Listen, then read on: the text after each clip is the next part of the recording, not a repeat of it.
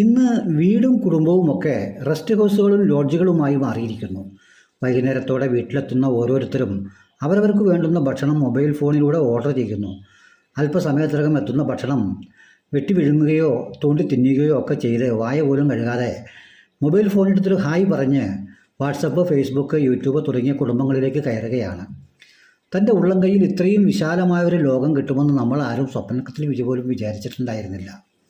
എന്നാൽ കുടുംബത്തിൽ ഭാവി പരിപാടികളും അനുഭവങ്ങളും അനുഭവ കഥകളും ഒക്കെ പങ്കുവയ്ക്കുന്നവൻ കോമാളിയായി തീരുകയും ഈ പറഞ്ഞ കുടുംബങ്ങളിൽ തുണി ഉടുത്തും ഉടുക്കാതെയും എല്ലാം ലോക മണ്ടത്തരങ്ങളൊക്കെ വിളിച്ചു പറയുന്നവർ ഹാസ്യ സാമ്രാട്ടുകളും ആരാധകരമായി മാറുകയാണ്.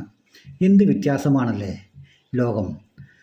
നമ്മുടെ ടാഗോർ പോലും സ്വപ്നം കണ്ട ലോകം ഇത്രയും വിശാലമായിരുന്നില്ല എന്ന് തോന്നിപ്പോകുന്നു. കാലത്തിൻ്റെ ഒരു പോക്ക്.